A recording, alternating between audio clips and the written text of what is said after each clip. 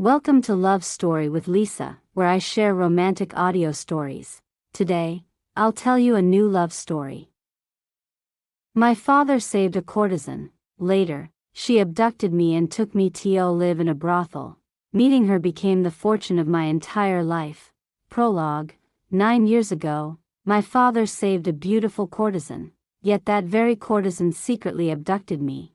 I was born a sheltered young lady of the Chu family, but I grew up inside a brothel, and when I came of age, I took that courtesan as my mother. Now, please listen to this story. In the 19th year of the Qing era, my father, Chu Xiantang, took our entire family to assume office in Langshui County. On the journey, as we passed by the Langhua River, he rescued a woman. She was breathtakingly beautiful. Her name was Qin Ning.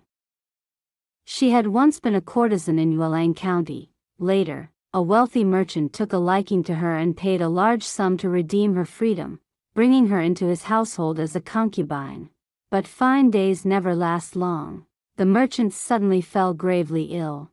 One breath failed to pass, and he was gone. The principal wife of the household had long regarded Qin Ning as a thorn in her side. Less than a month later, she spent money to hire a dozen hooligans and had Qin Ning thrown into the Langhua River. When my father pulled her from the water, her hair was in disarray, her clothes soaked through, her once exquisite face pale with terror, like a water ghost dragged up from the depths. My mother, Madame Chu, was born into the Chui family of Qinghe. She had always despised women who sold their charms for a living. Yet Qin Ning trembled as she knelt before her, crying bitterly and begging for mercy. In the end, mother's heart softened for a moment. She brought Qin Ning back to the Langshui residence. Qin Ning was exceptionally skilled at making pastries. After entering the household, she wore coarse cloth every day and stayed quietly in the small kitchen. She never once overstepped her bounds. Mother observed her in silence for several months and finally sighed to herself, "Perhaps I had worried too much." But unexpectedly, as the Lantern Festival approached, Qin Ning became entangled with a household servant named Lai Wang. The two of them met in secret several times. Later, they were caught behind the artificial rockery in the garden. Both wore panicked expressions, their clothes disheveled. Mother flew into a rage.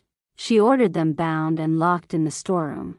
Then she had their quarters searched. Sure enough, the matrons found a handkerchief embroidered with hibiscus flowers hidden inside Lai Wang's bedding. That handkerchief belonged to Qin Ning. Qin Ning was bound tightly, her hands restrained once more, and forced to kneel before Mother. She pleaded desperately, "Esteemed madam, please judge clearly." The master and madam showed the servant immense kindness. "Though I come from a lowly background, I am not a shameless woman who forgets gratitude. If there is a next life, may I never die in peace if I betray such. It was truly Lai Wang who harassed me repeatedly and stole my handkerchief. I know my reputation is already ruined." I dared not speak out. I could only seek him out in secret to retrieve it. "I no longer want that handkerchief. I truly don't. I beg you, madam, please trust me one last time. I have yet to repay the life-saving grace shown to me. Even if I die, I will never leave the Chu household." As she cried, she kowtowed again and again, her forehead striking the blue stone tiles until streaks of fresh blood appeared. But the sight of that red only stoked Mother's fury. She pointed at Qin Ning and shouted, "A low-born wretch will always be a low-born wretch. Even after buying your freedom, you cannot wash away the filth in your bones. You lie without batting an eye, even daring to threaten the mistress of the household with death. How could I tolerate someone as silver-tongued as you stirring trouble under my roof?" Qin Ning cried out, "Madam, I am a member of the Chu family. I will not leave. Strike her name from the household register and expel her at once," Mother commanded coldly. The matrons moved in. They knew exactly how to deal with people like her. They yanked Qin Ning's hair, forced her chin up, and shoved filthy rags into her mouth, gagging her so she could not cry out. Qin Ning struggled to breathe. Her almond-shaped eyes widened until they looked ready to burst, tears streaming down like beads from a broken string. As she was dragged away, those tears fell soundlessly onto the blue stone floor of the Chu residence. It was the first lunar month. Tomorrow would be the Lantern Festival. Mother showed mercy in the end, ordering that Qin Ning be beaten 50 strokes and driven out of the household. But Qin Ning did not leave. She hid herself inside the city. The Lantern Festival was the liveliest day of the year in Langshui County. That night, the east wind stirred, lanterns filled the streets like blooming flowers, jade light reflected off ornaments, fish and dragon lanterns danced through the crowd. The entire city dressed in fine clothes and poured into the streets. That year, I was 6 years old. I was just a little girl, one who had never once stepped beyond the main gates of the household. But the 2 young wet nurses, dazzled by the lively sights outside, grew greedy for a bit of fun. They secretly took me out of the residence. Not only did they take me outside, they lost me, you bastards. Let go of our young lady. Outside the city god temple, I was left sitting there alone. Suddenly, 2 middle-aged men with seemingly gentle faces approached me. They said they could help me find my wet nurses, who must have gotten separated in the crowd. I was terrified, my throat tight, tears already welling up. Just as I was about to burst into sobs, the expressions of those 2 men suddenly changed. They reached out and wrapped their arms around my waist. I tried to run. In that chaos, I never knew how Qin Ning managed to rush out and snatch me back from the hands of those 2 burly men. I only knew that after we left the city, I finally saw her clearly. Her hair was a mess, her cheeks swollen and red, as if she had been beaten badly. She held me tightly and carried me all the way to Shirley Slope outside the city. It was Lai Wang who had tricked her into coming there. Lai Wang had also been beaten and expelled from the Chu residence.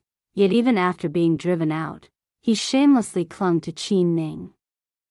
Now that you're bringing this little girl back, he said, what are you planning? Do you think the madam of the house will believe you? She might think you're holding a grudge and deliberately kidnapped her daughter. At that point, it won't be just a beating. It could be prison, hard labor, maybe even execution. Didn't you insist on returning to the Chu residence? He went on. Listen to me. Let's raise the child properly for a few days, then send her back. First, after a few days, the madam's anger will cool. Second, let them panic and worry for a while. When they've lost all hope and we return the child, the master and madam will surely be overjoyed. Then returning to the residence will be much easier, repaying kindness with resentment. Qin Ning, you're too naive, he sneered. They tied you up, locked you away, beat you, and kicked you out. Did they show you any mercy? Don't you remember what you are? To them, you're not even human. In the end, we're the ones of the same fate. Lai Wang's silver tongue struck straight at her heart. Just as Qin Ning was about to step up the stairs of the Chu residence, his words stiffened her steps. She hesitated, then turned back. Lai Wang had a blind uncle living at Shirley Slope. We stayed temporarily at the blind man's house. That night, Lai Wang and his uncle stayed in the eastern room. Qin Ning and I slept in the western room, but in the middle of the night, Lai Wang crept onto the Kong bed in the western room. Half asleep, I vaguely heard Qin Ning lower her voice and curse. With that monkey face of yours and that rotten heart, you think you're worthy of touching me? Get lost. You'd better give up those thoughts early. Perhaps enraged by humiliation, Lai Wang jumped down from the bed and slapped her hard across the face. We've already been thrown out, and you're still dreaming? You might as well listen to me.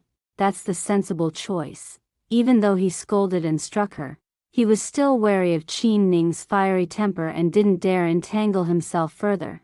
Outside the window, heavy snow fell.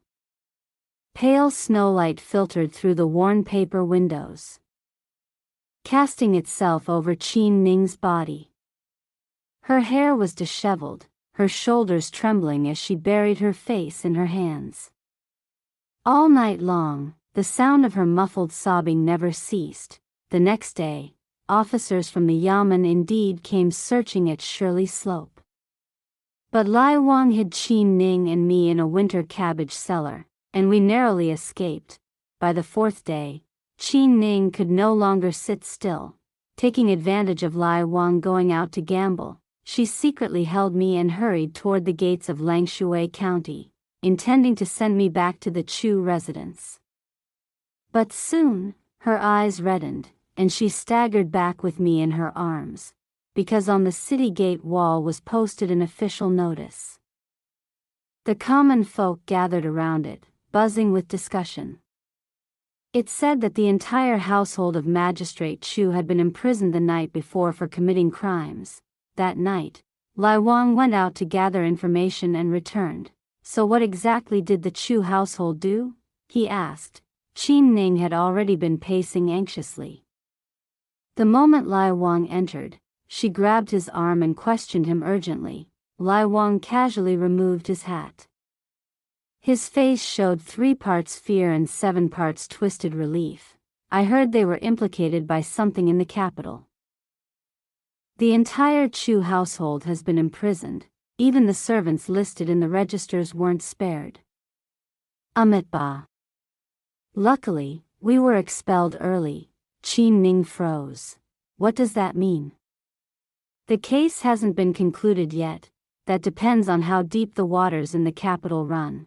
Hearing this, Qin Ning collapsed onto the Kong bed, murmuring, "When immortals fight, little ghosts suffer."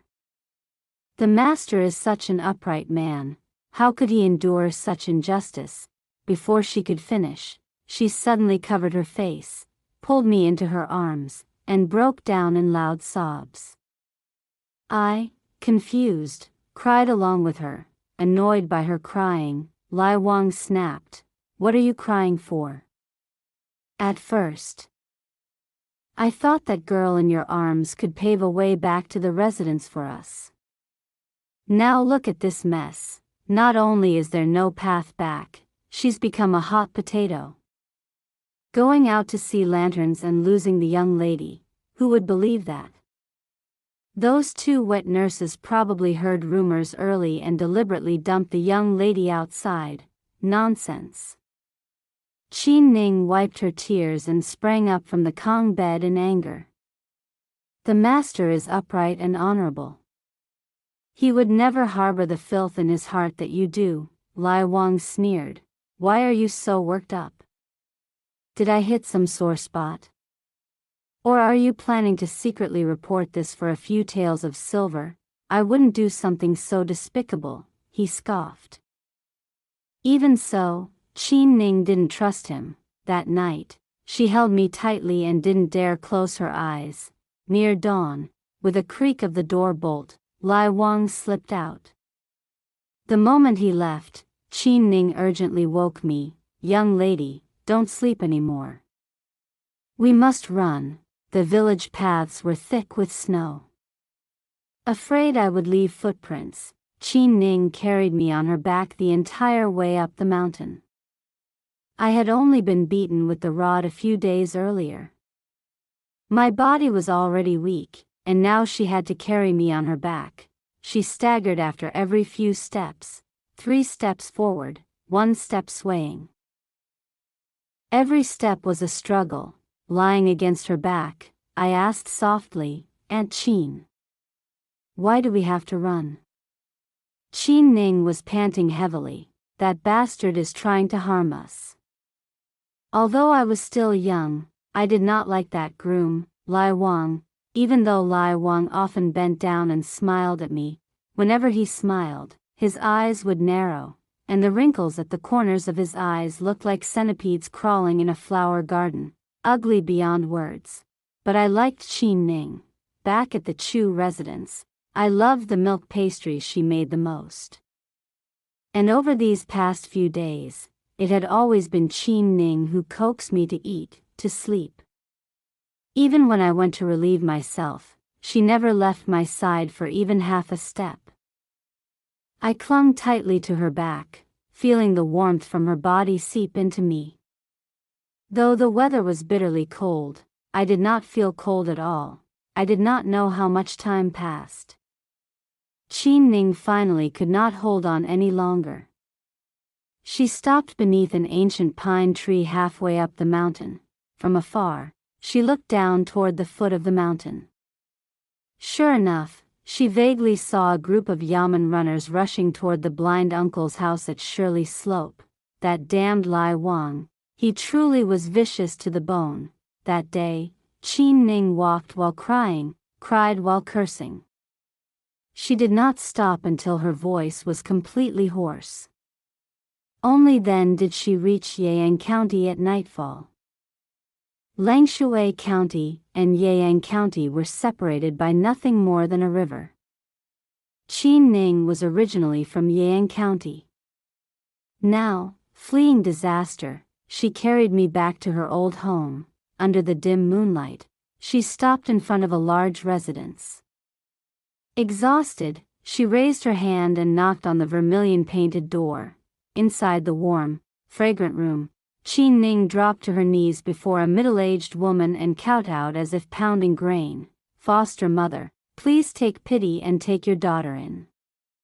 The woman touched the ornaments on her head, her face full of hesitation.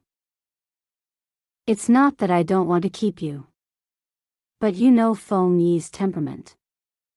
Qin Ning hurriedly said, "Foster mother, back then in the courtyard, Feng Yi and I were like real sisters. Please help me speak a few good words for me." With a soft snort, the woman laughed. "Like real sisters? Are my eyes blind? Foster mother, you have always been clear-headed and kind. Consider this, your daughter once earned you several taels of silver for adornments. Please have mercy on me. I know how to make pastries, I can play the zither, serve tea, pour wine, I'm willing to do it all. If you still think it's not enough," as she spoke, Qin Ning lifted her head slightly, forcing the tears back into her eyes. Then, with a resolute expression, she slowly reached out and loosened her collar, revealing a stretch of snow-white skin. Feng Yi is now a precious jewel, inevitably proud. Those young noblemen cannot be offended easily. If in the future there are patrons whom Feng Yi truly cannot bear to entertain, I am willing to serve in her stead." Qin Ning had already redeemed herself from prostitution.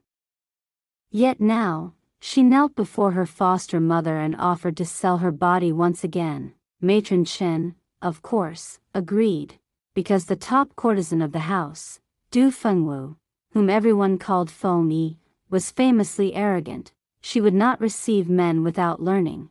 She would not receive men who were ugly. She would not receive men who spoke crudely.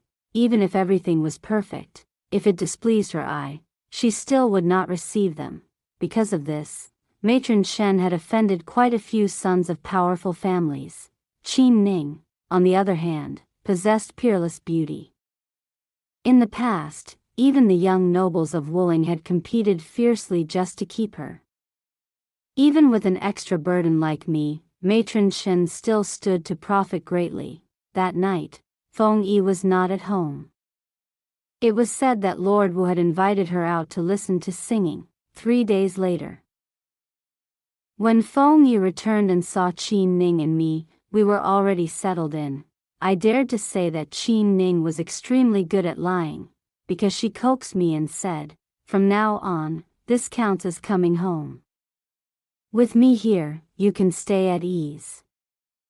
But afterward, she turned and began fawning over Feng Yi. When Feng Yi was cold, Qin Ning warmed her feet with her hands. When Feng Yi was drunk, Qin Ning personally wiped her clean. When Feng Yi craved sweets, Qin Ning stayed up all night, working tirelessly to make pastries for her. Even so, Feng Yi still looked down on her deeply. She leaned sideways against the bed, a cold smile on her lips as she glanced at Qin Ning.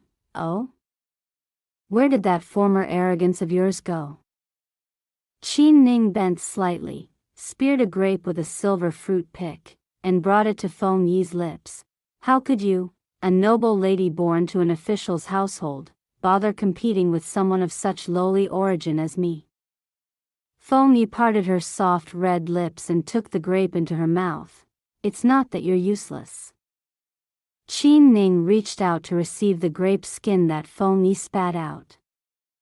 Feng Yi ate as she laughed lightly. "Your skills are impeccable. You truly deserve to be a former courtesan queen. Naturally, you're magnanimous." Feng Yi frowned slightly and glanced toward me, sitting obediently on the small chair nearby, my little head lowered. "But that little girl beside you." Qin Ning's expression stiffened. Her delicate hand froze in midair, and her voice suddenly carried a trace of resentment. "Feng Yi, you may do whatever you want to me, but you must not touch her." Feng Yi, still immersed in the flattery, was taken aback.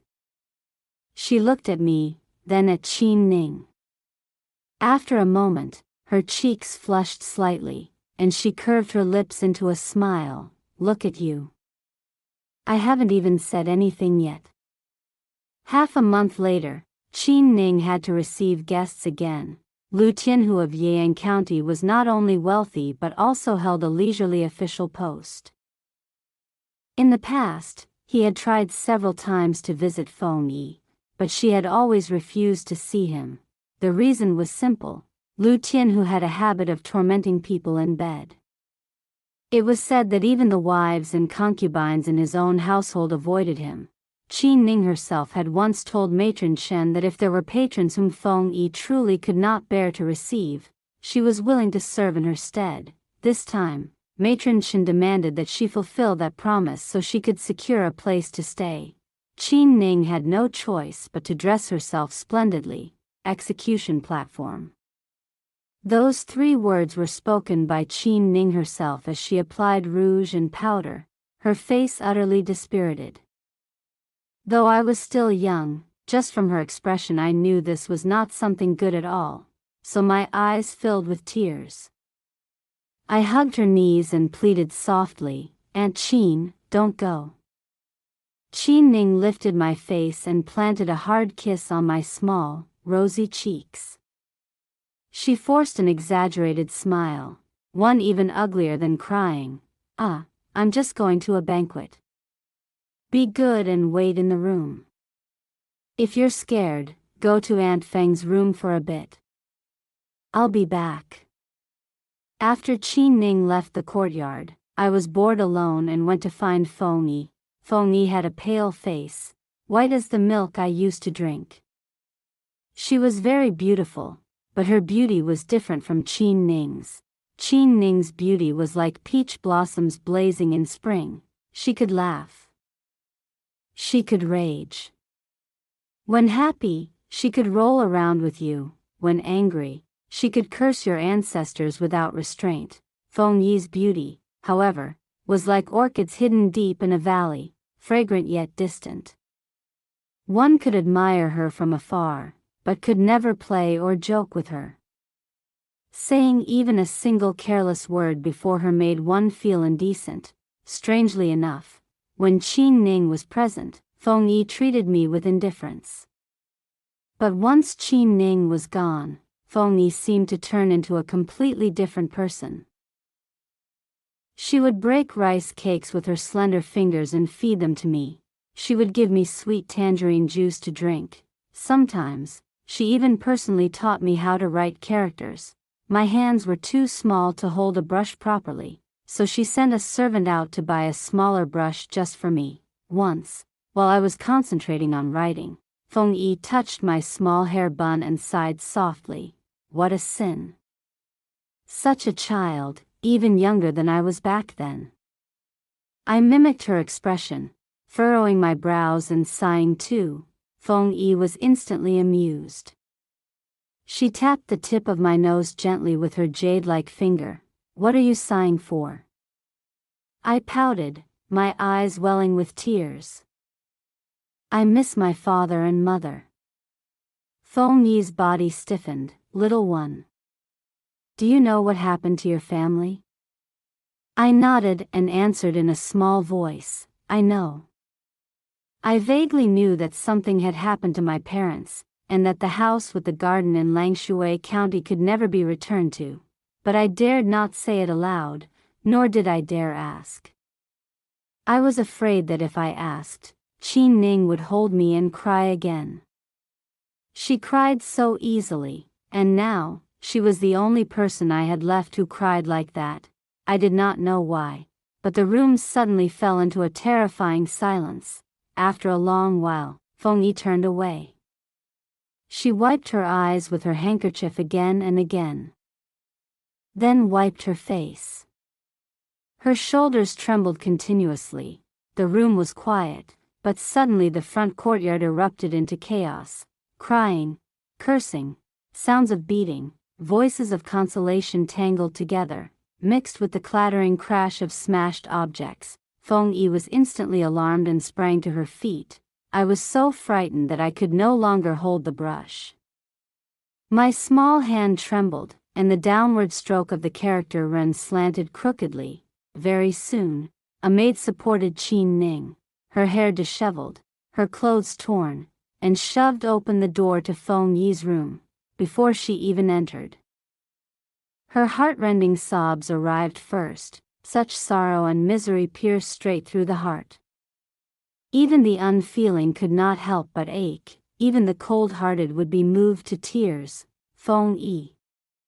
That beast didn't treat us like human beings. I couldn't do it. The moment Qin Ning entered, she collapsed onto the bed, crying uncontrollably. Her sleeves were soaked with tears and mucus. He tore my skirt apart. He stuffed rotten fruit into my mouth with his stinking boots and forced me to eat it. He poured wine all over my face. He even tried to tie my legs to the bedpost. I screamed myself hoarse, scratched at him with everything I had. Those rich men toy with our bodies and still aren't satisfied. They even want to trample on our dignity.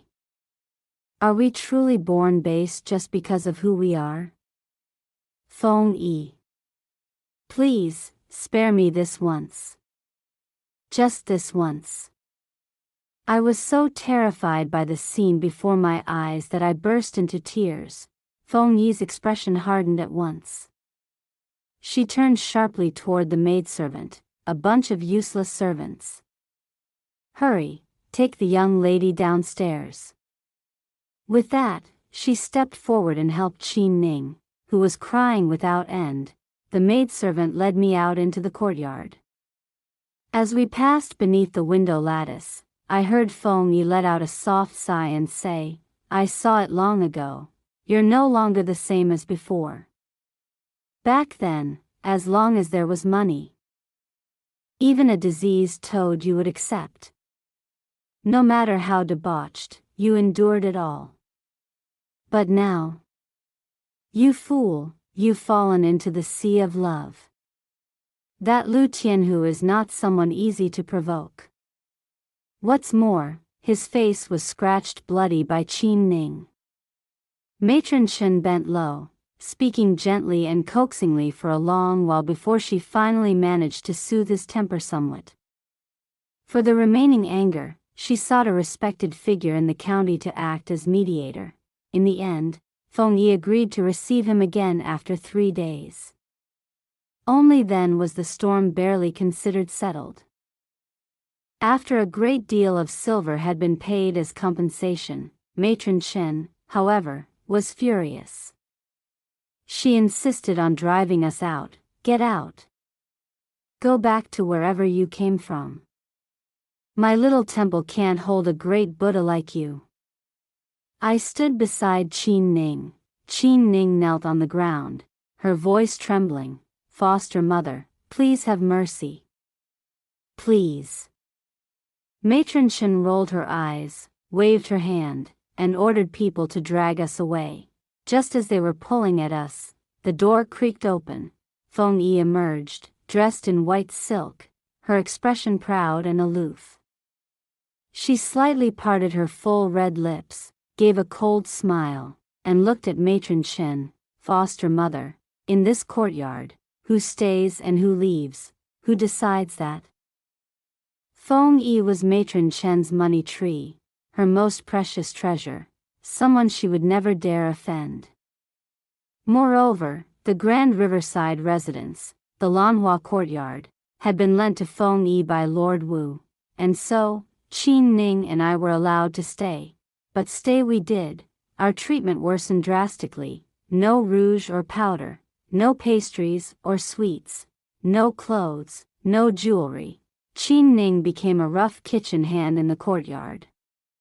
Every day she stayed in the kitchen, boiling water, brewing tea, steaming buns. For all 3 meals, she ate only cold mantou, yet Qin Ning was content, so fragrant, haha. Cold, but still fragrant. The relationship between Feng Yi and Qin Ning eased considerably. On certain long, quiet nights, Qin Ning would even bring me to Feng Yi's room to sit a while. Feng Yi was naturally taciturn. She liked nothing more than reclining by the bed, reading poetry and prose. At such times, Qin Ning would sit silently by the bedside, sewing, and I would sit on a small stool, practicing writing characters. By late April, the end of spring, the days and nights were cool and gentle. The trees were lush and green, flowers beginning to bloom, their fragrance drifting through the air. One night, beneath the moonlight by the window, Feng Yi read aloud. In ancient times there was the great Chun tree. 8,000 years made one spring, 8,000 years made one autumn. Qin Ning, who was braiding tassels, froze. Unable to resist, she lifted her head and asked, "Which spring is that?" Feng Yi pressed her lips together and smiled. "The second spring is longing in the inner courtyard." Then, "What about the first spring?" Qin Ning asked. "The first spring is the inner courtyard of Chu Xiantang." Qin Ning's face instantly flushed crimson. She grabbed a handkerchief and flung it at Feng Yi. "You wicked little girl, so shameless." Then she turned to look at me, guilt flickering in her eyes. I was completely focused on practicing my writing, paying no attention to my surroundings, as though I had heard nothing at all. Seeing that I showed no reaction, Qin Ning finally relaxed. She shot Feng Yi a glare and scolded, "Don't speak nonsense in front of the young lady." The political struggle in the capital continued until June. That month, the imperial court issued an order. The Chu family's assets were confiscated. Their servants were sold off. My father, mother, elder brother, and younger brother were all escorted to the prefectural capital and imprisoned for half a year. My father, Chu Xiantang, had served as magistrate of Lingshui County, upright, honest, and incorruptible. The common people had praised him endlessly. But after his arrest, the tone of the world changed. People curled their lips and said, "If he were truly a clean official, would the court arrest him? Humph. More likely someone who looked righteous on the outside, but filthy and rotten within." I burned with anger. It was obvious that father had been wronged, dragged down by false charges. Yet those people, with blackened hearts, deliberately smeared his name. Was there truly no good person left in this world? Every time such rumors reached us, Qin Ning would be so furious she would jump to her feet, wishing she could tear the mouths off those people. Feng Yi took a sip of tea and said calmly, "In this world, there are very few who are absolutely good, and very few who are absolutely evil. Most people are like water. And water can be rain, mist, ice, snow, frost, hail. Block its path, and it becomes evil. Do not block it, and it becomes good. That is why people say, beings are easy to save, but people are hard to save." Qin Ning slapped her thigh, suddenly enlightened, like pear blossoms drifting in the wind. Feng Yi glanced at her, set down her teacup, turned around, and left. "That really is like playing a lute to a cow." Qin Ning's eyes suddenly lit up as understanding dawned on her again. That's right, playing a lute to a cow. How could those black-hearted people possibly understand the master's good intentions? The master truly played his music to the wrong audience. From the day my parents were escorted to the prefectural capital, Qin Ning clung tightly to Feng Yi, trying every possible way to find connections. Unexpectedly, they truly did find one. Feng Yi's old acquaintance, Lord Wu, had a brother-in-law who traded silk in the prefectural capital. And that brother-in-law's cousin happened to be a jailer in the yamen. Qin Ning was dirt poor, but she had one great advantage: thick skin. She acted coy with Feng Yi. "Good, kind elder sister Feng Yi, I'll sign a contract selling myself to you. Lend me some silver first so I can get through this crisis." Feng Yi raised an eyebrow and snorted disdainfully. "What use do I have for your rotten flesh? How could you not need it?" Qin Ning replied smoothly, "While you're alive, I'll pour tea and serve water for you. When you die, I'll turn into a turtle carrying your tombstone." Feng Yi's tongue was sharp, but her heart was unbearably soft. After Qin Ning clung to her and begged endlessly, Feng Yi finally lent her 100 taels of silver. Qin Ning had already sent several chests to Lord Wu's residence to prevent Matron Chen from secretly searching through her belongings. All her gold, silver, and jewels were hidden in those chests. Just a rough count amounted to over 1,000 taels. With silver in hand, Qin Ning was overjoyed. She began buying supplies: clothes, food, medicine, brushes and ink, men's toiletries. Anything she could think of, she bought. She planned to make a trip to the prefectural capital herself. The prefectural capital was more than 100 li from Yuelang County. By carriage, it took only half a day. But just as she was about to depart, Qin Ning suddenly hesitated. How am I supposed to explain the young lady's situation to the master and madam? I'm truly ashamed. Feng Yi stuffed the bundle into her arms and pushed her onto the carriage. Stop dawdling. If you keep dragging your feet, it'll be dark before you know it. Qin Ning said she would return the next day.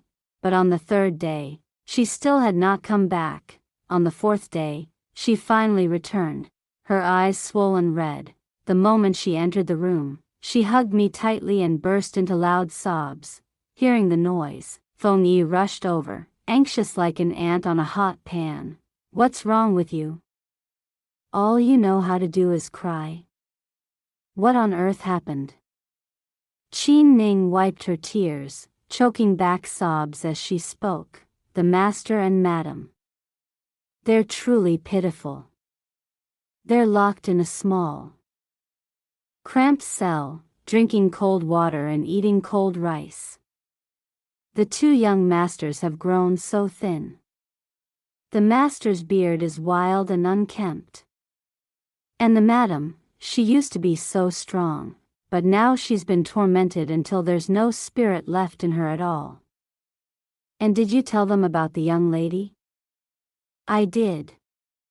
Not only did the master and madam not blame her, they even thanked me. It's just that the master said Lai Wang has always been a calamity. Sooner or later he would bring harm to the young lady. As for that beast, his matter can be dealt with later. Then why did you only return today? At this point, Qin Ning's face turned awkward. She suddenly looked ashamed. I couldn't settle my heart. So I sat outside the prison in a daze for 2 whole days. Hearing this, Feng Yi finally let out a sigh of relief. She viciously pinched Qin Ning's cheek. You fool! Do you want to scare people to death?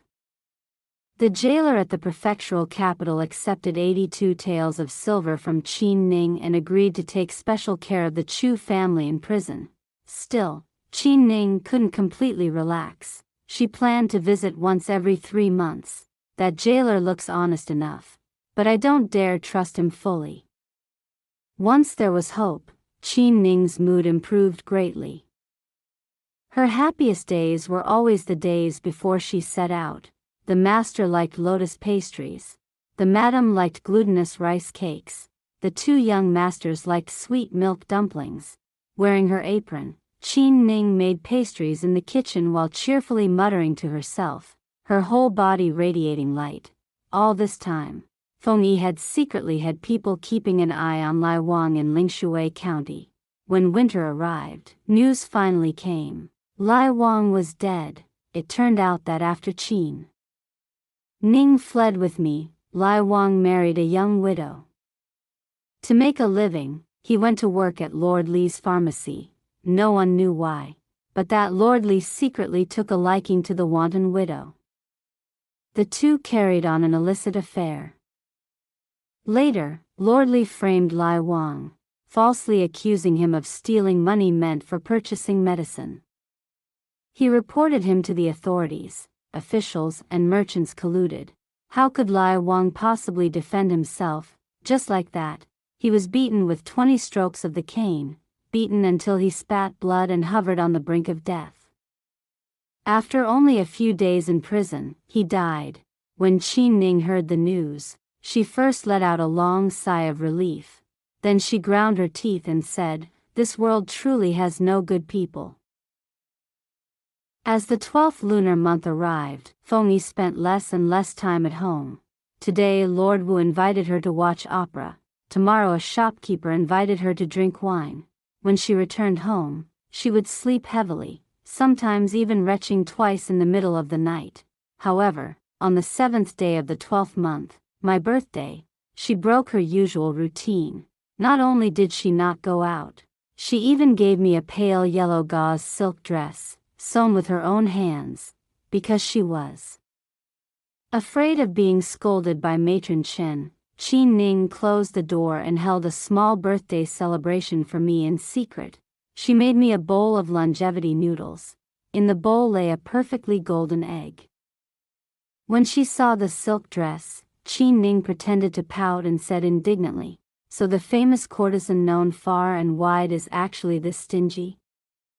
Such a perfunctory gift." Feng Yi raised an eyebrow. "Fool. I made this with my own hands. As long as the young lady likes it, that's enough. Who asked for your opinion?" The dress was beautiful. Of course I liked it, so I sweetly said, "Thank you, Aunt Feng."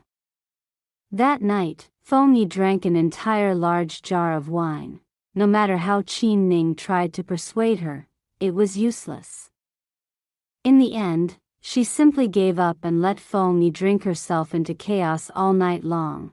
A crescent moon hung high in the sky. The winter night was bitterly cold.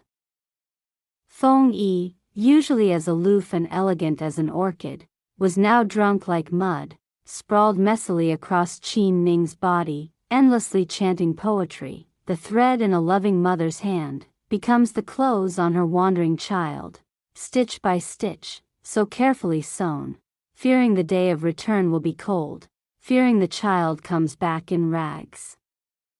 Qin Ning didn't quite understand, muttering to herself, "That's right. When you die, I'll definitely turn into a giant turtle carrying your tombstone."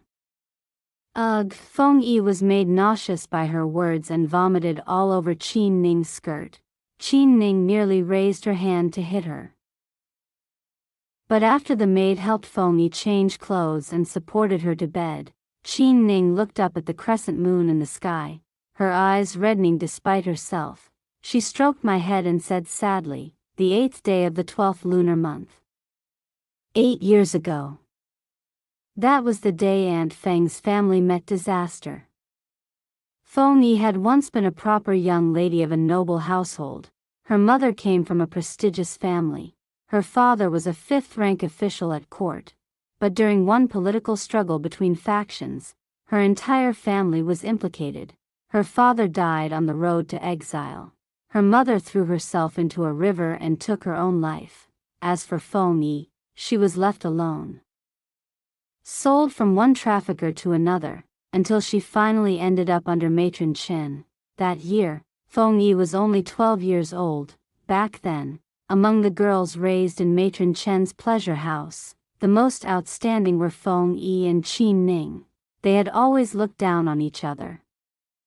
Arguments were inevitable, but in the end, no matter how much they fought, neither of them could escape the claws of fate. Feng Yi was determined to sell her talent, not her body. Yet at 15, she was still trapped by Matron Chen's schemes. Qin Ning, on the other hand, was fortunate enough to catch the eye of a wealthy merchant, but she was pushed into the river by his legal wife. If my father, Chu Xiantang, had not saved her, she would have long been eaten by the river turtles. How could she ever joke about becoming one that carried a tombstone? When you think about it, they were all pitiful people, bound by fate, unable to choose their own paths. And now, among those pitiful people, there was one more, a small, insignificant me. My father was born into a minor official family that had long declined. As for my mother, her entire family had been dragged into political strife. She could barely protect herself, let alone care for me, so I had always lived relying on Feng Yi and Qin Ning. Qin Ning never allowed me to leave the back courtyard. The people in the back courtyard all treated me very well, except Matron Chen. Matron Chen was greedy and despicable. She often took advantage of Feng Yi's absence to secretly rummage through Feng Yi's damaged chests. Several times, I accidentally caught her in the act. She viciously grabbed my small hair bun and warned me, "Say one word out of line, and I'll crush you to death." But the moment Feng Yi returned, would tell her everything. Aunt Feng treated me so well. Why would I be afraid of some nasty old hag? Days passed like this. In the blink of an eye, it was June of the 23rd year of Qingqing. The heat was oppressive, and Qin Ning's heart burned even hotter, because the term of my parents' imprisonment was about to end. Originally, the court had sentenced them to 3 years. By the end of June, they would finally be released. Over the past 3 years, Qin Ning had been endlessly braiding tassels, sewing, and embroidering. Feng Yi also helped her deliberately. Every time guests came, she would ask Qin Ning to make a few extra plates of pastries. When the guests were pleased, they would casually reward her with jewelry, fabric, sachets, and such. Little by little, it all added up. Don't underestimate these small incomes. Relying on them, Qin Ning had actually saved over 80 taels of silver in 3 years. Sure enough, people were right. A pleasure house truly was a place that burned money.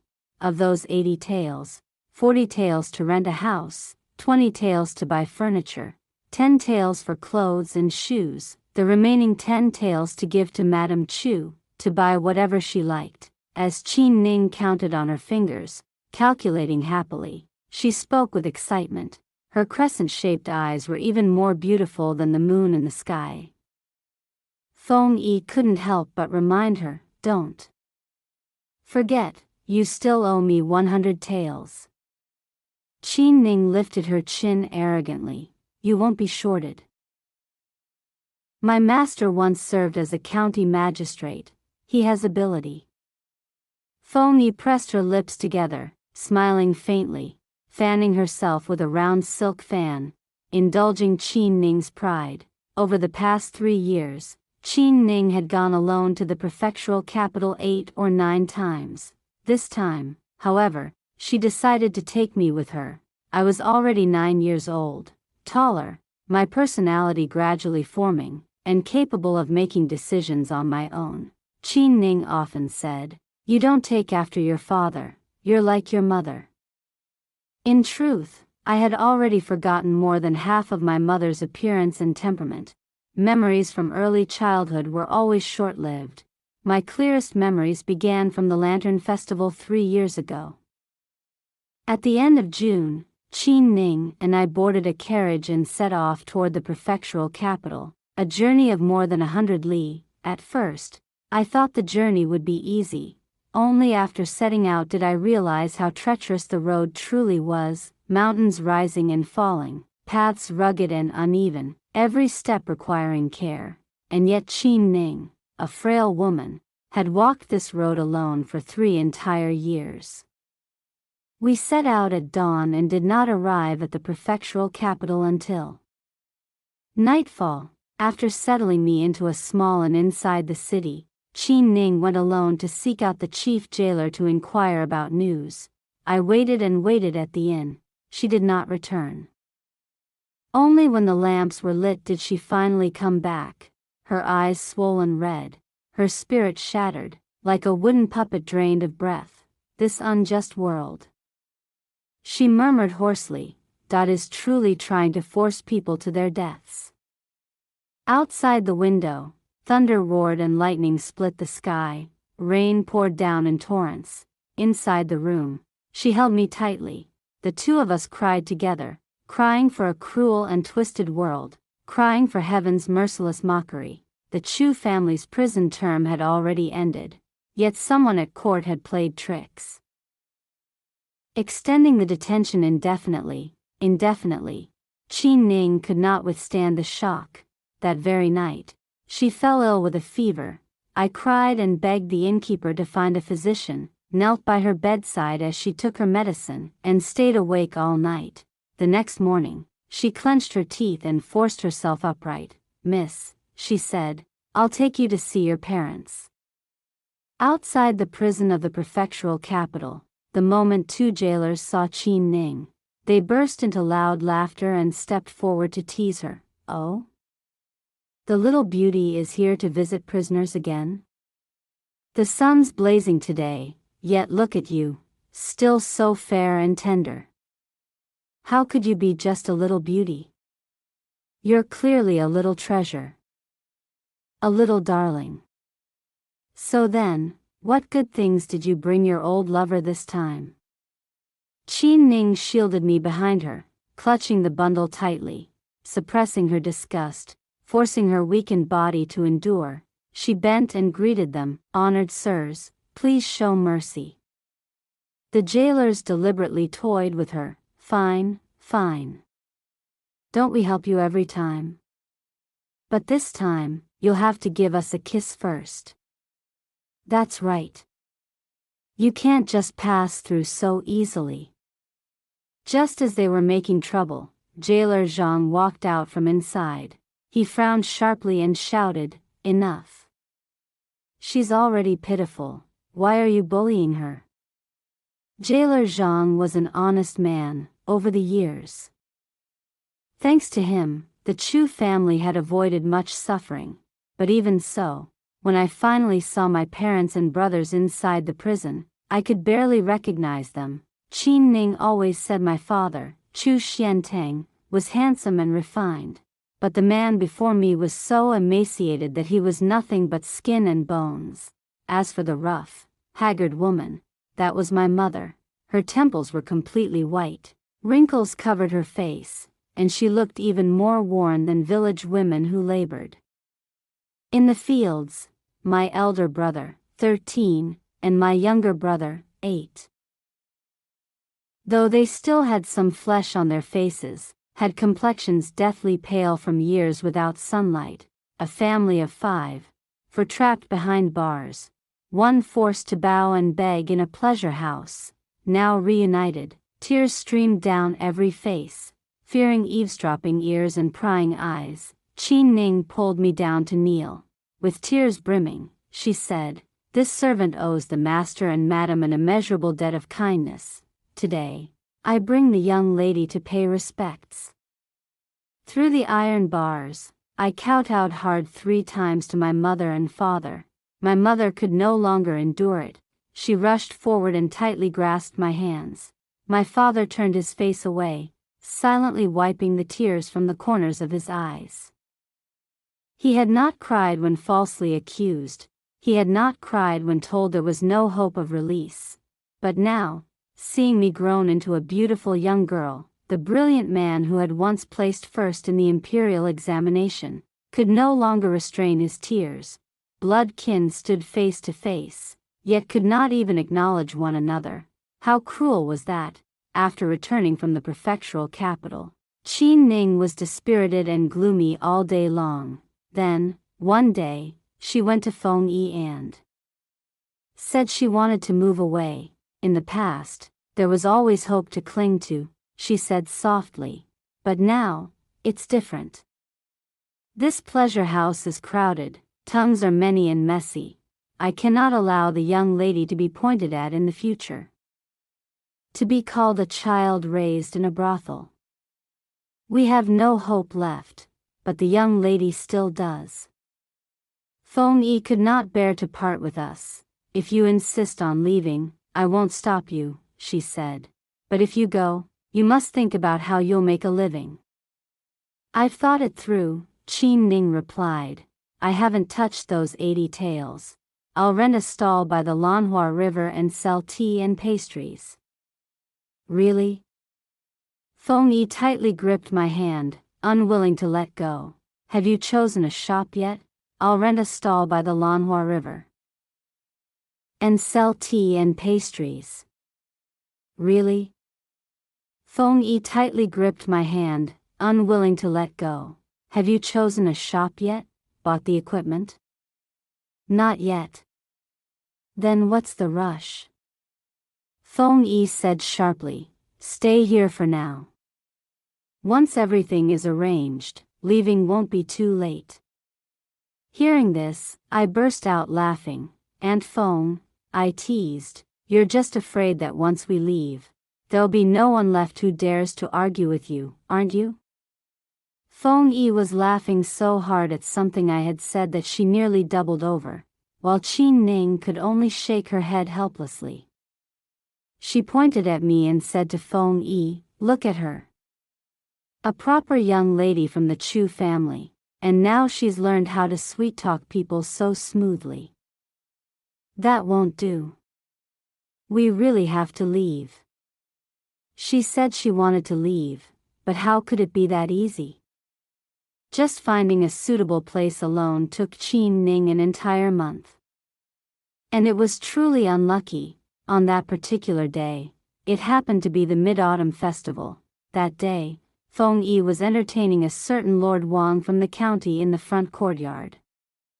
In the middle of the drinking feast, Feng Yi stepped out to change her clothes. Perhaps she took a little too long. Lord Wang, already drunk, grew impatient.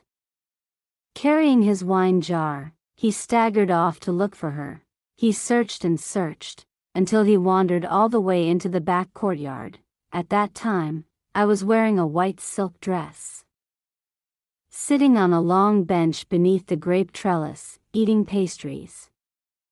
Suddenly, a pot-bellied man staggered in and lunged forward, reaching out to grab my waist. I was startled. The pastry fell from my hand onto the ground. When I turned around, I was met with a mouth reeking of alcohol. Qin Ning had been right. My temperament was very much like mother's, stubborn and fiery. If it had been a sheltered young lady from another family, she would have surely been frightened to the point of trembling. But instead, I raised my hand and slapped that pig-headed man hard across the face. That Lord Wang was a brute who habitually bullied women. Though he was drunk and had mistaken me for someone else, how could he possibly let such a slap go? His eyes widened as he cursed furiously, "You wretched slut! How dare you hit me? Not only did he curse, he raised the wine jar in his hand and swung it toward my head. All I heard was a loud crash. The porcelain jar shattered. Fresh blood immediately flowed from Qin Ning's forehead, trickling down to her chin. In that critical moment, I didn't know where Qin Ning had come from, but she had rushed forward and taken the blow for me. The drunk man, seeing blood, became even more excited. He pinned Qin Ning to the ground. With a ripping sound, he tore open her clothes. Knowing I wasn't strong enough to pull that demon away, I acted quickly. I lifted the long bench and smashed it down on his head. In an instant, curses, cries, and screams for help echoed throughout the pleasure house. Feng Yi, Matron Chen, and the maids all rushed over when they heard the commotion. Oh heavens, you jinxes! Matron Chen began scolding the moment she entered the courtyard. I told you long ago, sooner or later, the two of you would bring disaster. Feng Yi didn't have time to think. She reached out and grabbed Lord Wang's arm. Who would have thought that Lord Wang would fly into a violent rage? He flung his arm hard, knocking Feng Yi to the ground. Then he stood up and lifted his foot, kicking her viciously in the face. You slut! You dare lay a hand on me? Acting all high and mighty every day, pretending to be some respectable young lady? Do you really think you're a sheltered noble miss? Looks like I've been far too indulgent with you, letting you forget your place. Feng Yi had been pampered since childhood. Though she had fallen into the pleasure quarters at the age of 12, her beauty and talent were unmatched, earning her the title of top courtesan. On ordinary days, the sons of officials and wealthy families surrounded her with flattery, treating her like a celestial maiden. She had never suffered such humiliation. I had never seen such coldness and despair in Feng Yi's eyes. At the moment her face was trampled underfoot, I felt that she had already thought of death. That night, I tossed and turned, unable to sleep. Under the moonlight, pale as frost, I quietly dressed and tiptoed to Feng Yi's room. Inside, there was only a faint candle flame, the silence so heavy it was frightening. I didn't know how much time passed before the candle suddenly went out. Then I heard a loud thud, as if a stool had fallen to the ground. Feng Yi. Had she really taken her own life? She had read so many books. How could she not understand that living was better than dying? On the bed, Qin Ning lay with her head wrapped in white bandages. Both angry and heartbroken, she scolded Feng Yi, who had been rescued just in time. Feng Yi's face was pale and haggard. Dying with honor is better than living in disgrace? Qin Ning snapped. What dying with honor, living in disgrace nonsense? If I were like you, I would have died 800 times over already. If it hadn't been for the young lady's quick thinking this time, you would truly have lost your life. Feng Yi shut her eyes tightly. Living is no joy. Dying isn't much different. Who could ever be happy in a place like this? I've had no father or mother since I was young. I was sold into this pleasure house by my uncle. I struggled just to survive, finally gained a bit of beauty, and then had the misfortune of meeting you.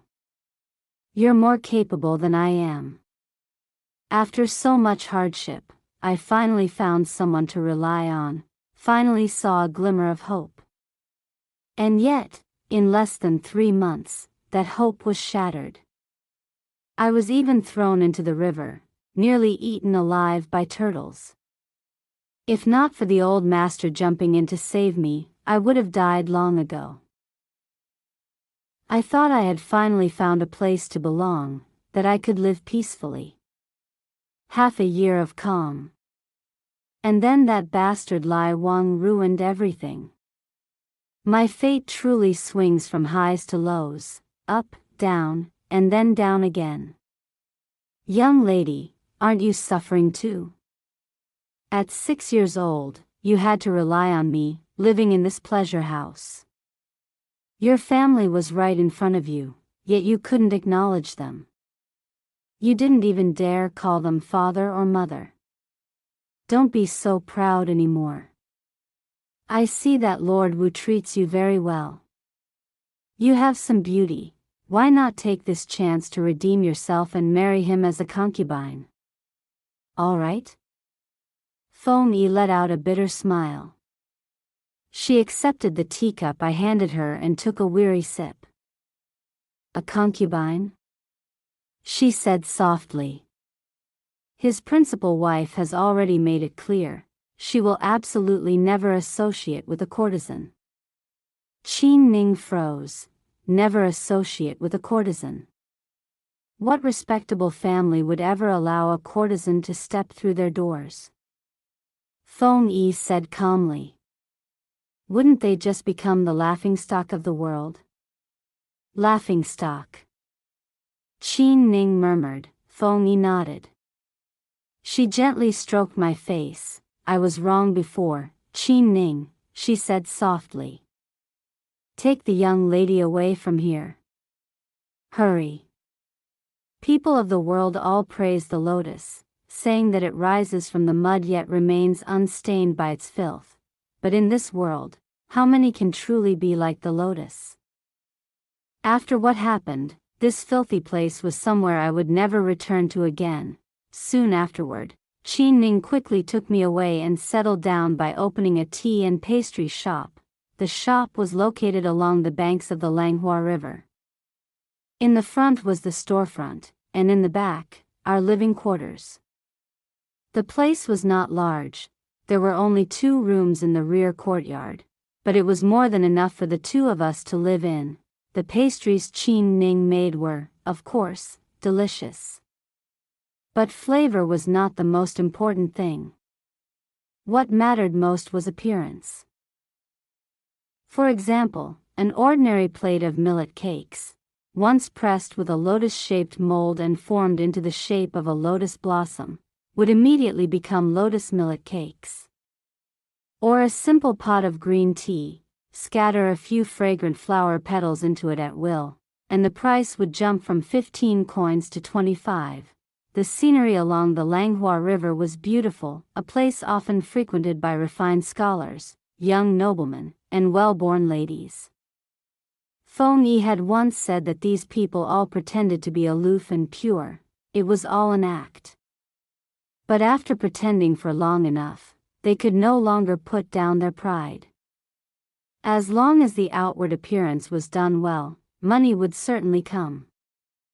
Qin Ning followed Feng Yi's advice. She arranged the shop simply yet elegantly.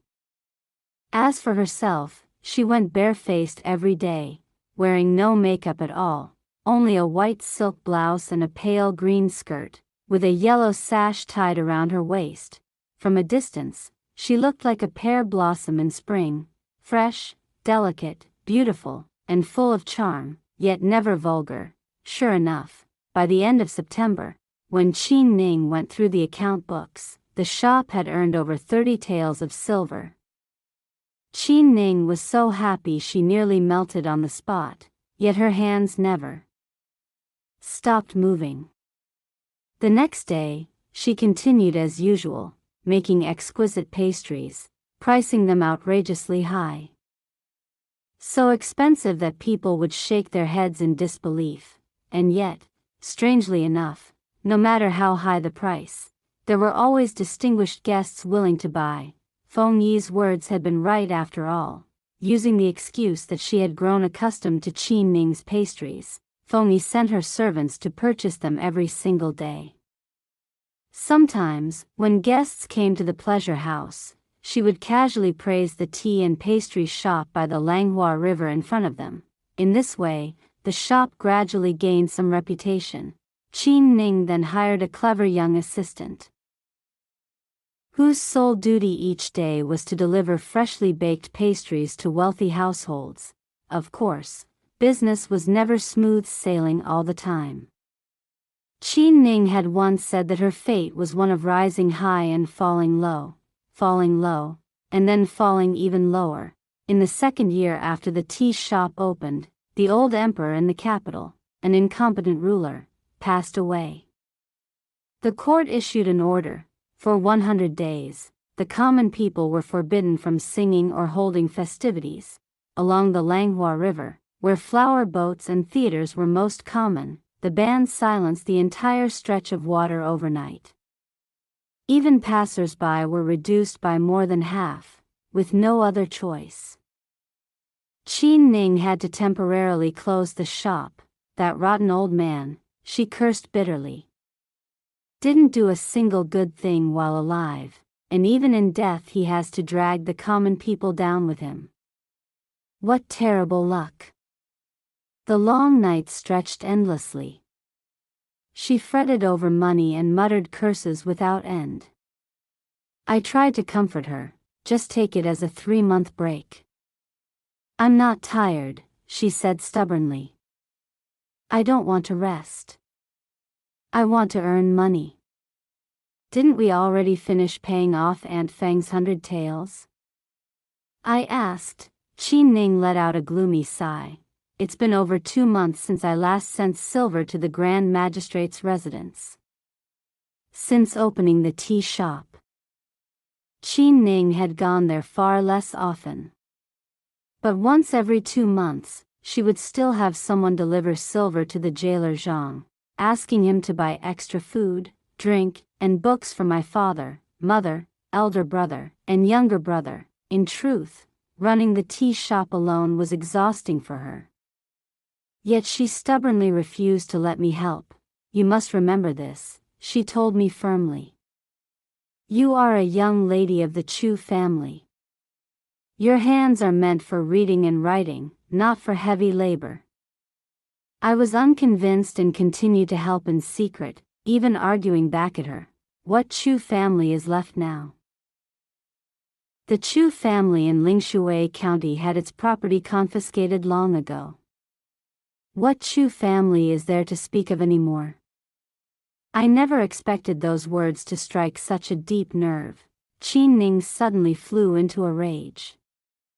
Her eyes turned red as she shouted at me, as long as there are people alive, the Chu family still exists. As long as the Chu family exists, I, Qin Ning, still have something to rely on. Qin Ning had always been cheerful and lively. She had never once lost her temper with me before, this was the only time. But after yelling at me, she suddenly pulled me into her arms and burst into loud sobs. Your father and mother.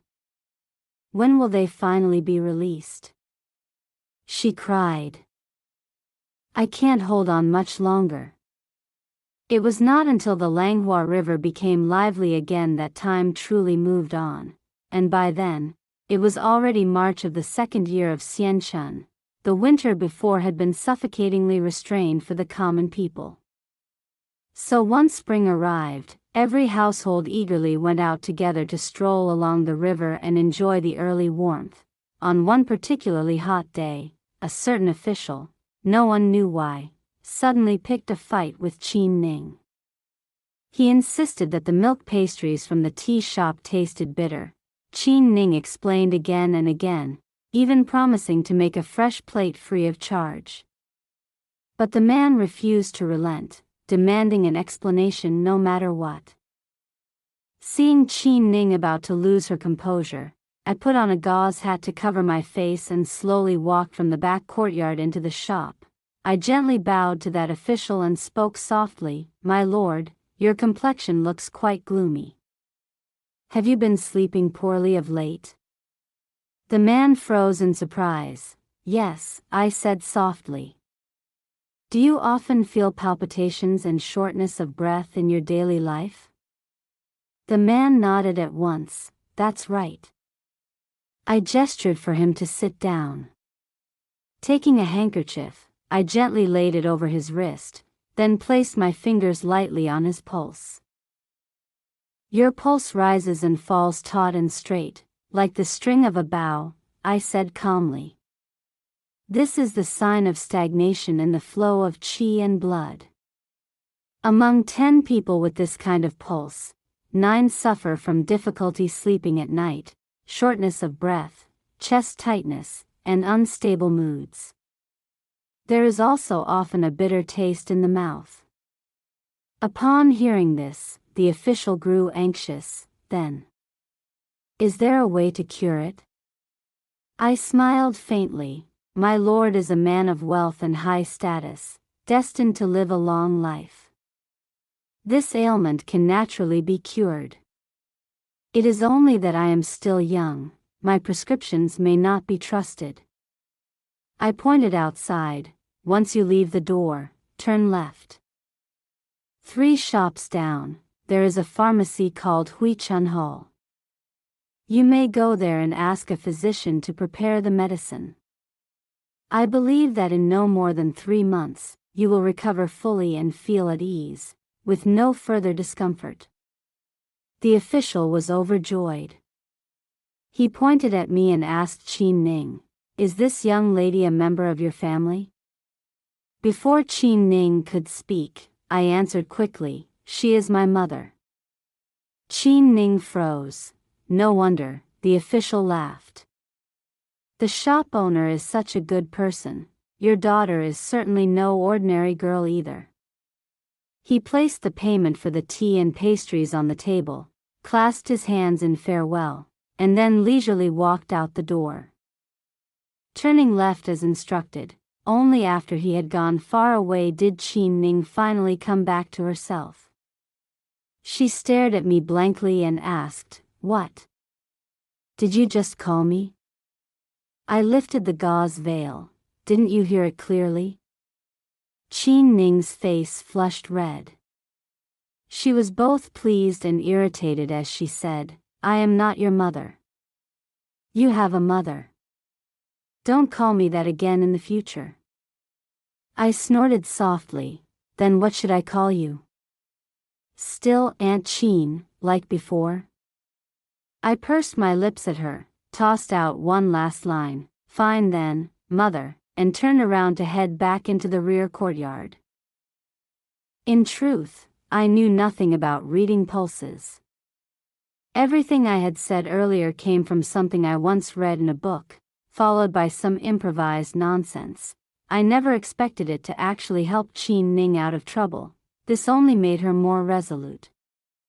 She said that her own suffering came from being illiterate, and she instructed me to stay in the back courtyard every day and read books. One night, as she sat under the lamplight sewing clothes for me, she suddenly looked up and asked, "That year, on your birthday, what poem did Feng Yi recite?" I thought for a moment, then casually recited it for her. "The thread in a loving mother's hand becomes the garment on her wandering child. She sews stitch by stitch before he leaves, fearing his return will find his clothes in rags." Qin Ning murmured the lines to herself. For reasons unknown, her eyes suddenly reddened under the lamplight. She was usually a talkative person, yet that night, no matter how much I asked, she refused to tell me why she was crying, whether it was for herself, for me, or for someone she had buried deep in her heart. In the autumn of the 3rd year of Xianchun, Qin Ning's fate fell again, fell, and fell once more. The reason was that the new emperor, who had been on the throne for only 3 years, passed away. Death does not distinguish between the young and the old, and in itself, it was nothing unusual. What was strange was the manner of his death. He had been strangled to death by a group of palace maids, all only 16 or 17 years old. The emperor was lustful and debauched. His body had already been weak back when he was still a prince. After ascending the throne, he followed the advice of the eunuch Lu Qi and sought out a Taoist skilled in alchemy. That Taoist claimed that refining elixirs with the menstrual blood of virgins could strengthen the imperial body. The emperor was ecstatic. He immediately ordered that the menstrual blood of virgin palace maids be collected, demanding absolute purity. He even decreed that palace maids who were menstruating were forbidden from eating or drinking. Anyone caught sneaking food would be severely punished. In a very short time, fear spread throughout the palace. Hundreds of maids were injured or killed, driven into a corner, with no way forward and no retreat. The maids finally made a desperate choice: to advance. Women are like water. By nature, they seem gentle and weak. But those men forgot that water, too, can turn into a raging flood. When pushed to the brink, it can drown everything and destroy all in its path. On the day the emperor died, the Grand Secretary Yang Song used 10 major crimes as grounds to completely eradicate Lu Qi's faction.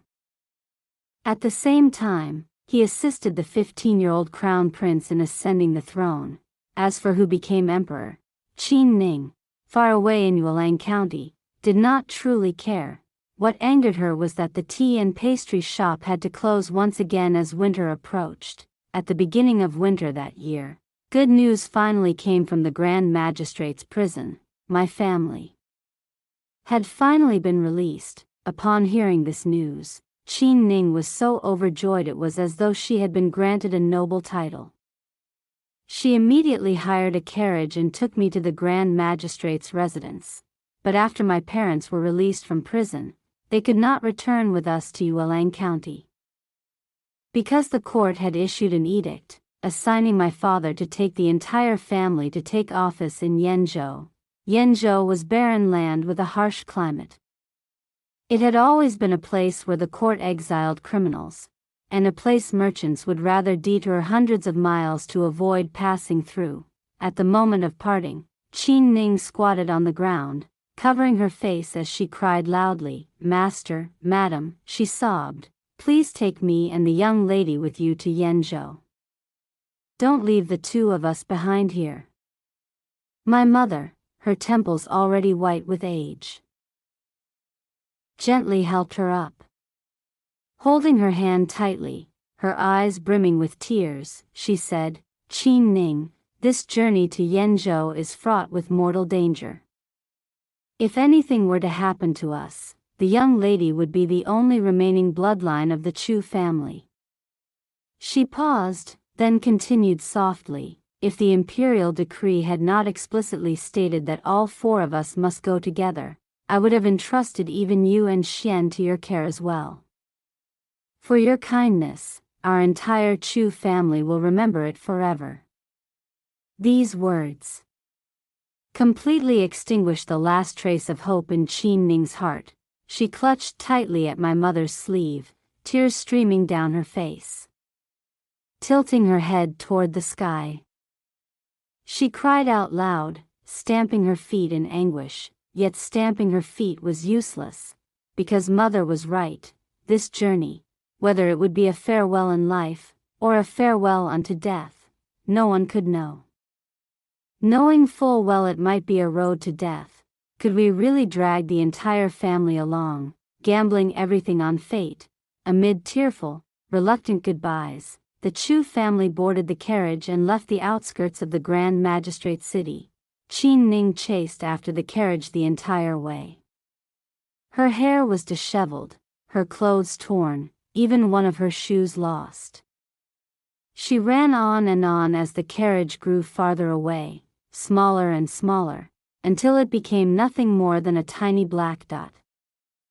Disappearing into the gloomy early winter sky, Qin Ning finally collapsed onto the icy ground, allowing grief to drown her completely. For thousands of miles, dark clouds covered the sun, the north wind howled, bitterly cold, snow filled the sky. Thinking back to that day by the Linghua River, when the once glorious top scholar risked his life to save a courtesan, granting her a second life, who could have imagined that 6 years later, fate would twist so cruelly again, turning life and death into something utterly unpredictable? Qin Ning led me back to Yuelang County. Feng Yi also moved into the tea and pastry shop to live with us. Since her failed suicide 3 years ago, Feng Yi had gradually grown dispirited. Over the past year especially, she had completely abandoned rouge and powder, closed her doors, and refused to receive guests. Every day, she devoted herself solely to reading in her room. Matron Chen was so anxious she was like an ant on a hot pan. She humbled herself, sweet-talked, and pleaded endlessly before Feng Yi, but Feng Yi never wavered, resolutely refusing to entertain guests again. After drifting through the dust of the world for many years, Feng Yi had secretly saved up 1,000 taels of silver. Taking advantage of Matron Chen's fury, she proposed to redeem herself. Seeing how determined Feng Yi was, and unwilling to completely turn against her, Matron Chen finally agreed, albeit reluctantly. When Qin Ning heard that Feng Yi had redeemed herself, she was overjoyed beyond measure and welcomed her into the tea and pastry shop. These two happy nemeses could finally be together again, bickering endlessly. Qin Ning liked to mimic Feng Yi, chanting, "Better to die with honor than live in disgrace." Feng Yi liked to mimic Qin Ning, up to riches, down to rags, down again, and down once more. After exposing each other's weak spots, the two of them would clutch their stomachs, laughing uncontrollably, rolling around on the bed, crying out that their bellies hurt. Every time this happened, would hold my book, sigh deeply, and say, "You two have both gone mad." In the spring of the second year of Wan Hui, my father sent a letter home. He wrote that the whole family had finally settled down in Yenzhou. Fortunately, they encountered no danger along the journey. He also said that he had opened 2 schools there, and students from neighboring counties were flocking in. He sounded deeply comforted. I read the letter aloud to Qin Ning. Qin Ning was so happy that she began humming a tune. After finishing a song, she said smugly, "Master truly is capable." As expected of the top scholar of his time. Feng Yi, who was sitting nearby sewing a sachet, pressed her lips together and smiled without speaking. Qin Ning shot her a glare. "What are you smiling at?" Feng Yi said, "I'm smiling because someone kneels before the Buddha every single day, praying. And in the end, the Buddha finally showed mercy." Ha ha ha. I advise you to stop worshipping the 3 pure ones. From now on, come kneel and worship the Buddha with me instead. After their playful banter, Qin Ning urged me to write a reply letter to my father. My regular script was very beautiful. It had been taught to me by Feng Yi. I spread out the paper, ground the ink, and focused intently as I wrote beneath the lamplight.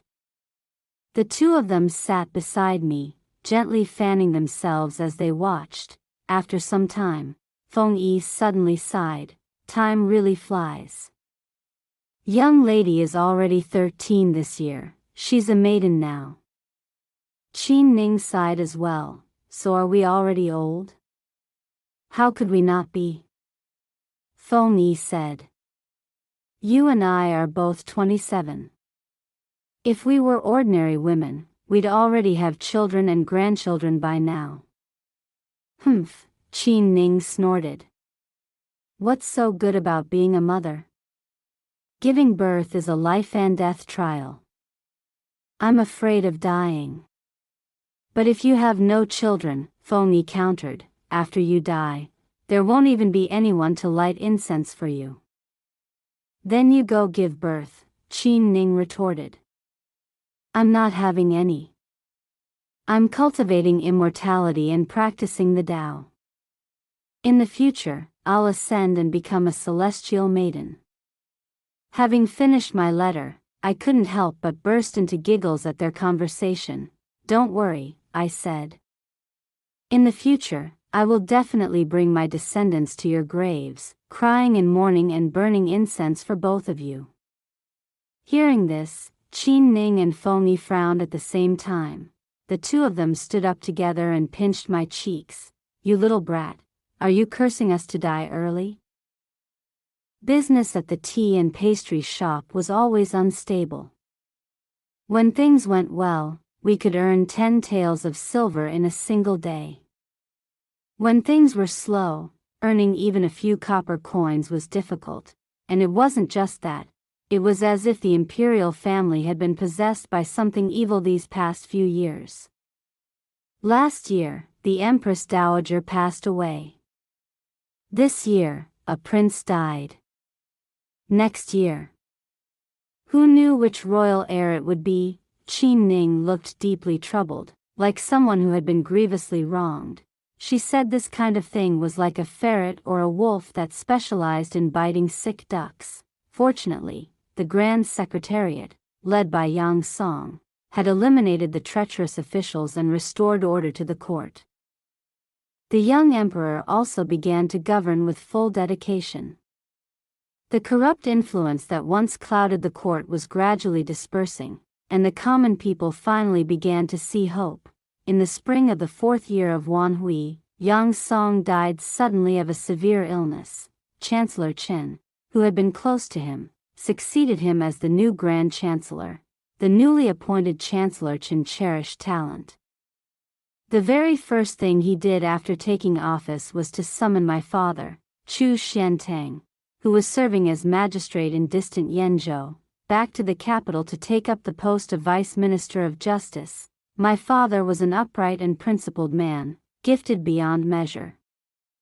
His literary talent rare in this world.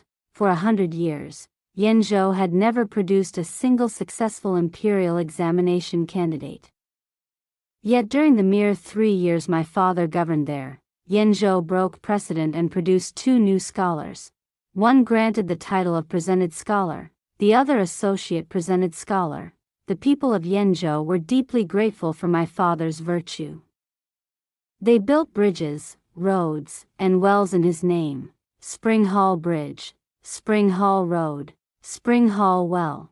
When the 4 of us left Yenzhou, the townspeople wept as they saw us off, escorting us for over 30 li along the road.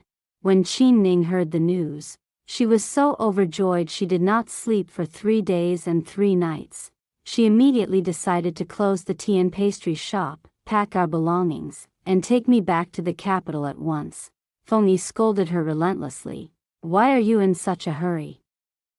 Lord Chu is still on the road back to the capital." Qin Ning flailed about anxiously. "What's the rush?" "I'm not rushing at all. I'm really not rushing."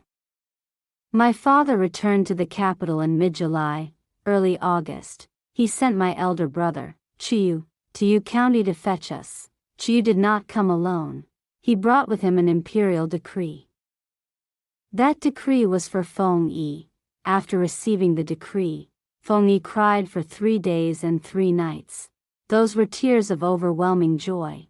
After so many bitter years, justice had finally come. My father was a man of few words, but he valued loyalty and righteousness above all else. He was deeply grateful to Feng Yi for teaching and caring for me all these years. The very first case he reviewed upon entering the Ministry of Justice was the old case of Lord Du. At last, Lord Du was exonerated. From that day on, Feng Yi was no longer the daughter of a disgraced criminal. Mother repeatedly instructed Chiyu to be sure to bring Qin Ning and Feng Yi back to the capital, yet Feng Yi hesitated. "My wish has already been fulfilled," she said softly. "I have nothing left binding me. For the rest of my life, I only wish to live plainly, reading scriptures and praying to the Buddha." Qin Ning refused outright. She clutched Feng Yi's sleeve tightly and would not let go. "How can you become a nun? If you must cultivate, then cultivate at Yuchuan Temple in the capital. You absolutely cannot leave me." "Anyway," Qin Ning declared, "alive, I belong to the Chu family. Dead, I will be a Chu family ghost. I am going to the capital no matter what." Feng Yi struggled. "Why do you keep clinging to me like this?" "Nonsense," Qin Ning retorted. Without you, who would I bicker with? Life wouldn't be fun, death wouldn't matter either. Feng Yi shot back angrily, you're the one always rising high only to fall back down, falling, then falling again.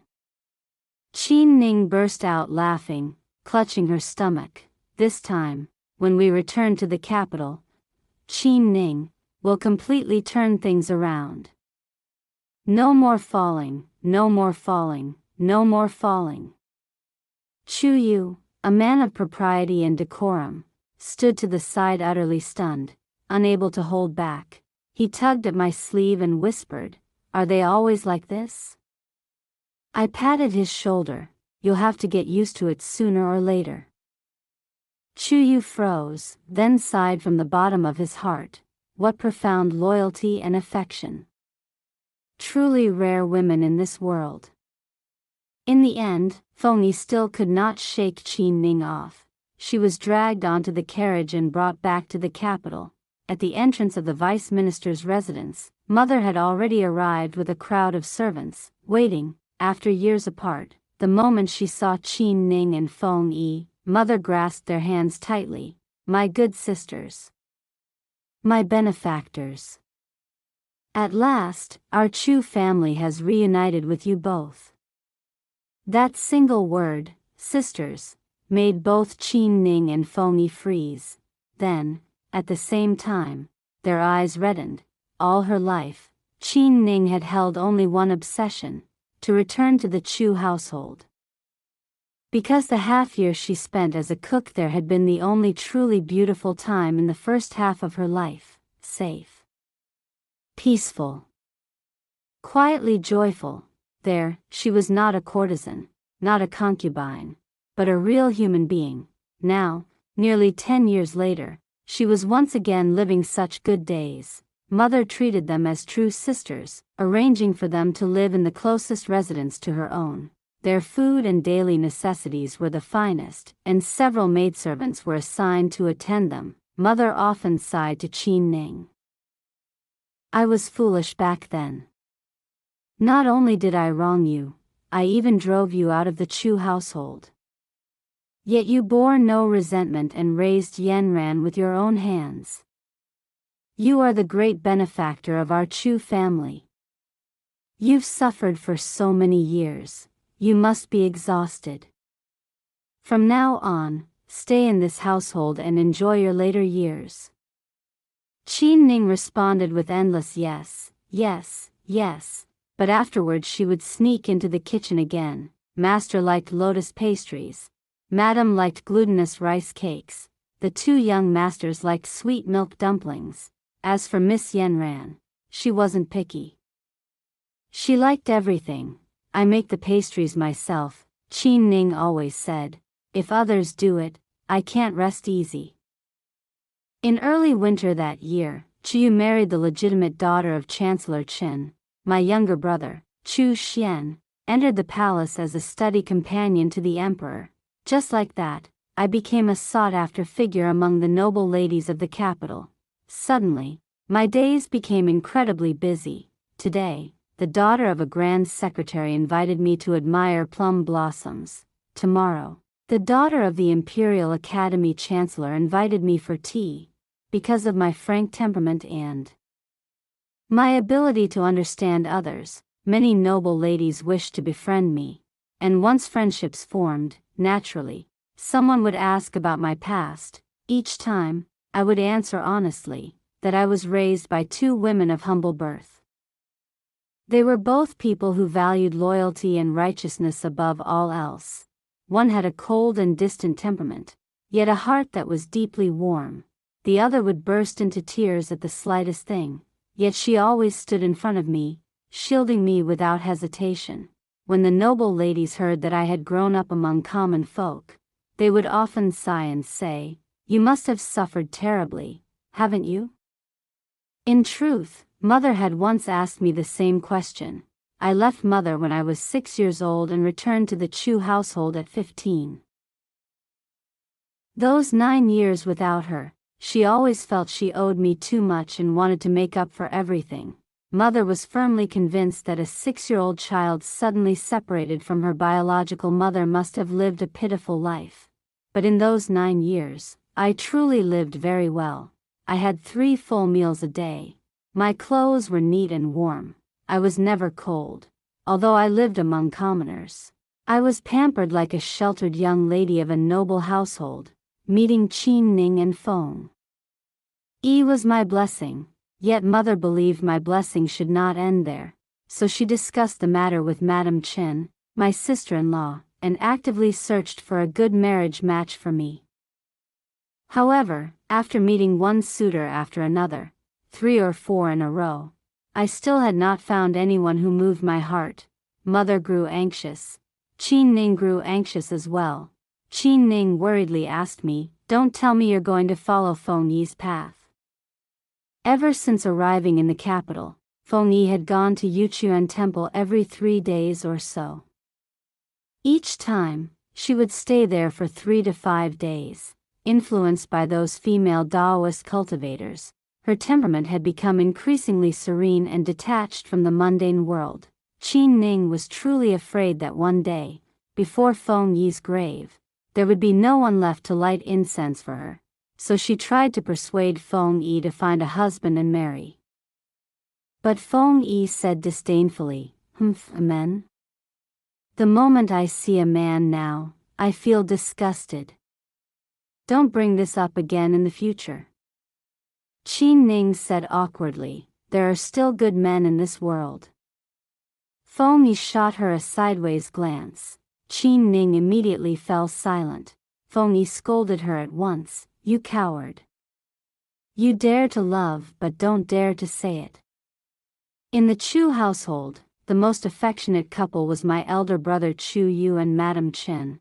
My brother's appearance and temperament closely resembled father's, but because he had once only held the status of a Shuozai scholar, he had not initially seemed worthy of a wife from such a distinguished family. Yet our Chu family had one virtue no other household could compare to. The men of the Chu family never took concubines. It was said this was a family rule passed down from my great-grandfather. My great-grandfather devoted his life to only one woman. My grandfather did the same, and it seemed my father had followed that path as well. Father and mother had endured hardship together for over a decade, their affection never once wavering. Mother's temperament was somewhat strong, but she was capable and managed the household impeccably. That year, even while imprisoned, she still raised and taught her 2 sons well. Father was a noble gentleman, upright and pure all his life. Not only did he have no concubines or chambermaids, he had never even set foot in a pleasure house. With father as such an example, Chu treated Madame Chen with exceptional care and devotion. Their marriage was harmonious, affectionate, and sweet. A true immortal couple descended to the mortal world. Madame Chen loved me as she loved Chu Yu, and so she cared deeply about my marriage as well. She carefully investigated the backgrounds of the young gentleman in the capital and finally set her sights on the eldest grandson of Princess Pingyang, Wei Jiulang. I had met Wei Jiulang before. He was handsome and refined, with an extraordinary presence. Moreover, as a child, he too had once wandered among the common folk. Because of that, he possessed a genuine compassion for others. A man like that was exactly the husband I had hoped for. After Wei Jiulang and I were married, Feng Yi went to Yuchuan Temple to cultivate and stayed there permanently. This left Qin Ning terribly lonely. To ease her solitude, she raised a white cat named Daki. Daki was extremely mischievous, running all over the Chu household every day to steal fish. One day, for reasons unknown, Daki ran into father's study and caused havoc, even knocking over a newly purchased and extremely precious inkstone. When father brought Daki back to Qin Ning, she was so embarrassed her face turned bright red. She wished she could throw Daki out immediately, but father smiled and stopped her. "It's only an inkstone. There's no need to make such a fuss." That day, no one knew what possessed Qin Ning. the moment father smiled. She froze where she stood. After a long while, she suddenly stopped breathing and fainted straight onto the ground. Qin Ning caused quite a spectacle. She had actually fainted from heatstroke, right in front of father. The incident left her so mortified that for several months afterward, whenever she saw father in the residence, she would blush deeply and avoid him. When I returned to the residence and heard about this, I laughed so hard I rolled around on my bed. Ahaha. You're really too embarrassing. Qin Ning raised her hand to hit me. You little girl, you love mocking me. I wanted to bring Qin Ning to live with me in the Wei residence, but she firmly refused. I finally managed to return to the Chu household, she said. I'm not leaving again. These past 2 years, Mother had worried endlessly about Qin Ning. She's still so young, Mother sighed. And she's done so much for our family. We can't let her waste her youth like this. How about I speak to father? In truth, Mother found the matter very difficult as well. But she was willing to fulfill Qin Ning's happiness. So Mother happily went to Qin Ning's room. My sister, she began gently, I know what's in your heart. Why not? Before she could finish, Qin Ning suddenly dropped to her knees with a loud thud. Madam, Qin Ning said, I only wish to live out the rest of my life in the Chu household. I ask for nothing else. Please. Please don't say any more. Mother was stunned. You know what I was going to say? Tears filled Qin Ning's eyes as she nodded. I know. But I am willing. Mother burst into tears, sobbing uncontrollably. She grasped Qin Ning's hands and murmured over and over, Qin Ning. Qin Ning. Why are you so foolish? When Courtesan.Later came to visit Qin Ning at the Chu residence, dressed in a black Taoist robe, Qin Ning said smugly, Madam says I'm foolish. But I'm not foolish at all. I came from a brothel, she continued calmly. And now I can live comfortably in the vice minister's residence. I'm fed and clothed well, served by maids, and the mistress of the house treats me like her own sister. Am I really a fool, then? Courtesan let out a cold laugh. You're cunning. You're sly. You're the one with the deepest schemes of all. Ha, isn't that right? Courtesan stayed for 2 days and then insisted on leaving. Qin Ning could not bear to part with her and reminded her again and again to come visit often. Courtesan's expression turned serious. What respectable household allows a Taoist nun to come and go every few days? Qin Ning immediately drooped in dejection. You've gone, and now even the young mistress has gone. All that's left is Daki to keep me company day and night. Though she spoke like that, Courtesan could never truly let go. Every month, she still came to the Chu household and stayed for 2 days, until the spring of the 24th year of Wan Hui. That spring, Qin Ning waited and waited, yet Courtesan never came. She sent someone to Yuchuan Temple to inquire, only to learn that Taoist Master Fengwu had gone wandering a month earlier and had not yet returned. Qin Ning panicked, anxious and unsettled. She waited for several more months, but Courtesan never returned. High upon the mountain, the phoenix cries rang clear. In the sunlit land where parasol trees grow, that peerless woman, proud as a phoenix and noble as the towering wudong tree, perhaps she had truly grown weary of the mortal world and ascended from the divine palace to become an immortal maiden. After Courtesan left, Qin Ning fell gravely ill. She lay in bed, her eye sockets sunken, her temples turned white. She could not even swallow water. I stayed by her bedside day and night, holding her hand, tears streaming down my face. Father will be returning soon, I said softly. You must hold on a little longer. At the mention of father, a shy, maiden-like expression appeared on Qin Ning's face. She slowly opened her clouded eyes.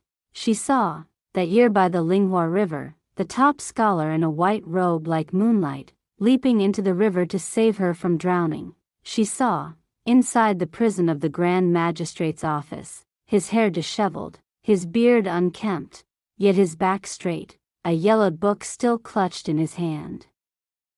She saw, outside the study of the Chu residence, him colliding with a mischievous white cat, then smiling as he lifted the cat and handed it to her.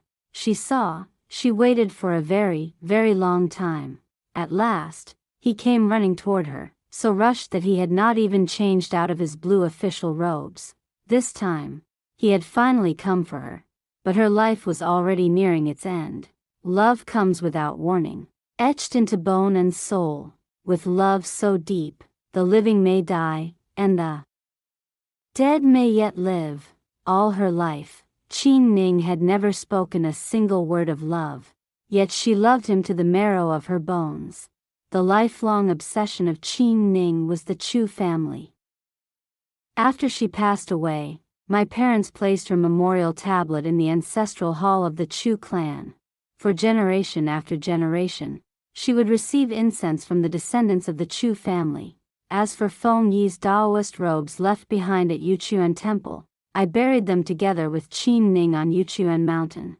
I thought that this way, those two joyful nemeses could continue their bickering and verbal sparring together in the underworld, if they were to meet beneath the yellow springs. Qin Ning would surely laugh at Feng Yi. Better to die with honor than live in disgrace. And Feng Yi would certainly refuse to lose.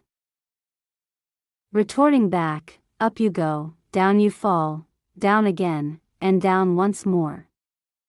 Thinking of this, I laughed through my tears. Large teardrops fell, soaking the yellow spirit papers before the grave. Zhen, the youngest son of Wei Jiulang and me, was only a few years old. Seeing me laugh and cry at the same time, he asked curiously, "Mother, who is buried in this grave?"